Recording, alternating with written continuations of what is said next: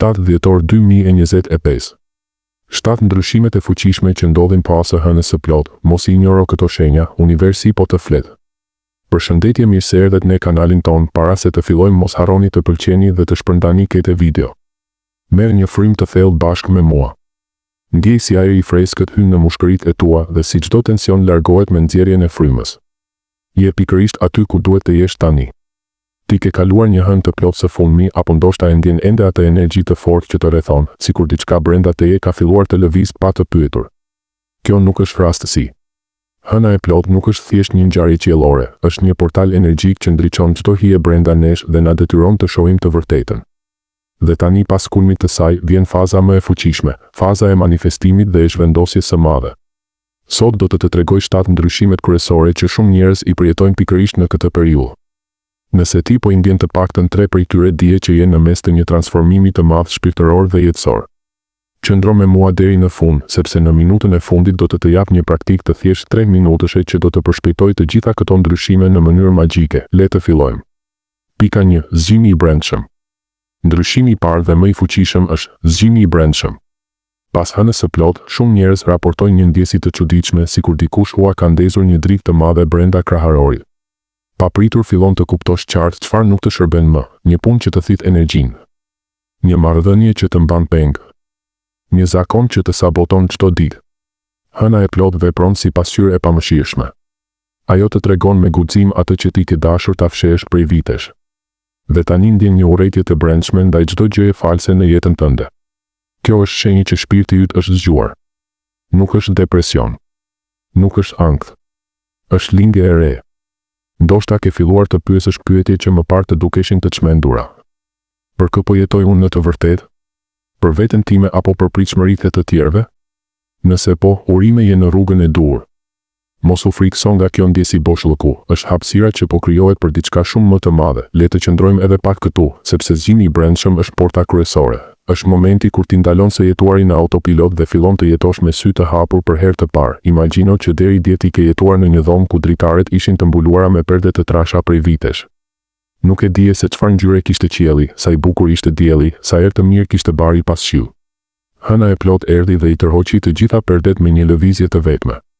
Papritur drita hyri vrullshëm dhe për një çast u verberove. Kjo është ndjesia që shumë njerëz e përshkruajnë, ndihemi çorientuar, por njëkohësisht më i gjallë se kurrë. Ky zgjim nuk është vetëm emocional apo mendore. Është fizik. Shumë njerëz më tregojnë, më dhem kraharori sikur zemra po zgjerohet fizikisht. Kam një presion të lehtë pas ballit, te pika e tretë e syrit. Ndihem sikur më digjen shuplakat dhe shputat e këmbëve.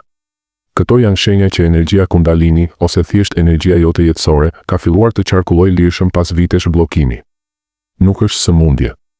Është shërim. Në këtë fazë fillon të kuptosh dallimin mes dy zërave brenda teje. Zëri i egos që të thotë, mos ndrysho asgjë, të paktën je i sigurt këtu, edhe nëse je i palumtur.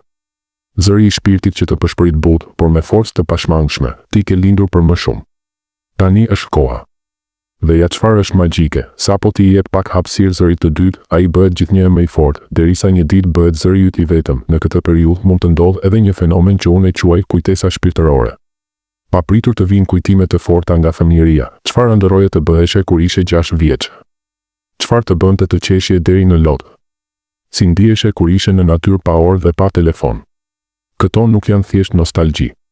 Është shpirti yt që po të thotë. Ktheu te ajo që ti ishe para se bota të mësonte të ishe dikush tjetër. Disa njerëz në këtë pikë fillojnë të qajnë pa arsye. Në punë, në makinë, në supermarket. Mos u frikëso. Janë lot çlirimi. Çdo pikë loti që bie është një copës e vjetër identiteti që po shkëputet nga ti, që ti të bëhesh version i plot i vetes, dhe ja pyetja që duhet të bësh vetes tani, me zë të lartë nëse je vetëm. Po sikur çdo gjë që kam frikë ta lëshoj të jetë pikërisht ajo që më pengon të jem i lumtur? Lëre këtë pyetje të qëndrojë në ajër disa sekonda. Ndjeje si të prek në zemër. Sepse kur ti ja bën vërtet këtë pyetje vetes me sinqeritet, përgjigjja vjen menjëherë. Dhe kur përgjigjja vjen, nuk ka më kthim prapa. Fillon rruga e vërtet, prandaj mos u nxitoni ta ndreqni këtë ndjesi.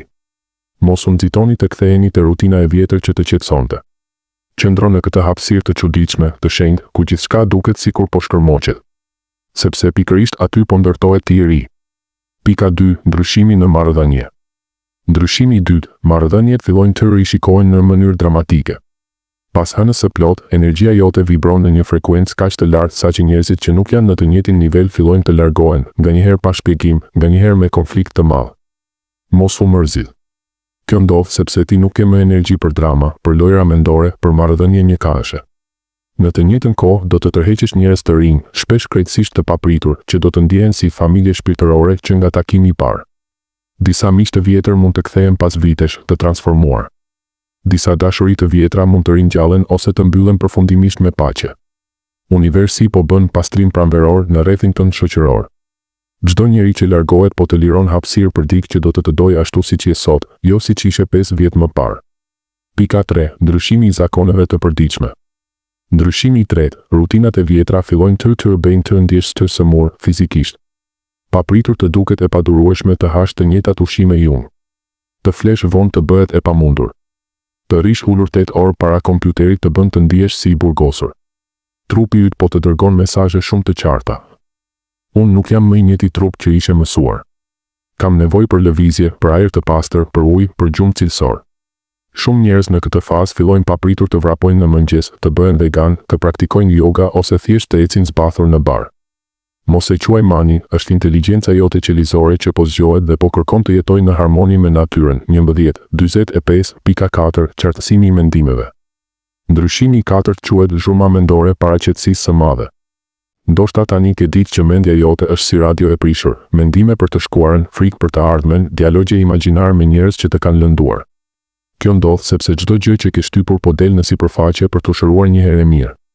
Por ja sekreti, sa më shumë ta pranosh këtë zhurmë pa u gjykuar, aq më shpejt ajo do të pushojë. Shumë njerëz në këtë fazë fillojnë meditim pa e planifikuar, thjesht ulen, mbyllin sytë dhe vërejnë frymëmarrjen. Dhe papritur qetësi absolute. Është si të pastrosh një dritare të ndotur, në fillim duket më keq, por pastaj pamja është kristal. Pika 5. Ndryshimi i fokusit dhe interesave. Ndryshimi i 5. Ajo që të emocionon të dje, sot të lë krejtësisht indiferent, papritur të duken qesharake, blerjet kompulsive. Serialet 5 sezonëshe. Gara për të pasur makinën më të mirë apo telefonin më të ri. Në vend të tyre fillon të tërhiqesh nga librat shpirtëror. Natyra. Bisedat e thella deri në 4 të mëngjesit. Të mësuarit e gjërave të reja si astrologji, taro, bimët medicinale. Është shenjë që ti nuk je më i njëjti person. Dhe kjo është gjëja më e bukur që mund të ndodhë. Pika 6. Qasja ndaj sfidave. Ndryshimi i 6. Mënyrat e vjetra të zgjidhjes së problemeve pushin sër funksionuari.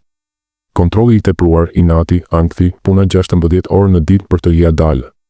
Tani të duken qesharake dhe të lodhshme. Papritur zgjidhjet vijnë vetë, shpesh kur je duke bërë dush ose duke ecur në park. Fillon të besosh të rrjedha. Fillon të thuash do të zgjidhet në vend të duhet ta zgjidh unë me çdo kusht.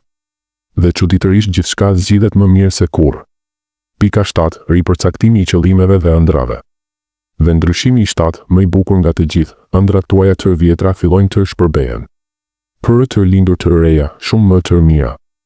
Ndoshta 10 vjet ke dashur të jesh drejtor banke dhe tani të duket si burr. Ndoshta ke dashur të martohesh deri në 30 vjeç dhe tani ndjen që je shumë më mirë vetëm me veten. Është në rregull. Ëndrat nuk janë gur, janë zogj. Duhet të fluturojnë, të ndryshojnë drejtim, nganjëherë të fluturojnë larg. Tani je i lirë të ëndërrosh diçka që të bën zemrën të këndojë, jo të ra nga stresi. Mesazhi përfundimtar dhe praktik. Tani që i ke dëgjove të 7 ndryshimet. Dije këtë. Ti nuk je duke u prishur. Ti je duke u rilindur dhe ja premtimi im, nëse ti pranon këto ndryshime në vend që tu rezistosh, brenda 3-6 muash do të dukesh në pasqyrë dhe nuk do ta njohësh personin që të shikon, në kuptimin më të bukur të mundshëm. Para se të mbyllim, të dhuroj një praktik të thjesht 3 minutëshe që mund ta bësh çdo mbrëmje para gjumit për 21 ditë radhazi. Funksionon si magji, ulu ose shtriu rehat. Vë dorën tënde të djathtë mbi zemër, të majtën mbi barë. Merr frymë thellë dhe thuaj me zë. Unë pranoj çdo ndryshim që po vjen për të mirën time më të lartë. Çdo gjë që largohet e bekoj dhe e falenderoj. Çdo gjë që po vjen, jam gati ta mirëpres me dashuri. Përsërite 7 herë duke ndier fjalët të zbresin thellë në qelizat e tua. Bëje çdo natë. Pas 7 ditësh do të ndjesh lehtësim. Pas 21 ditësh do të ndihesh si person krejtësisht i ri, ti je i dashuruar nga universi. Ti je i mbështetur. Ti je pikërisht aty ku do. Ue të jesh, nëse kjo video të preku, lini zemër në koment dhe shkruaj po nëse po i ndjen këto ndryshime tani. Do të lexoj të gjithëve, të dua shumë. Shihemi shumë shpejt.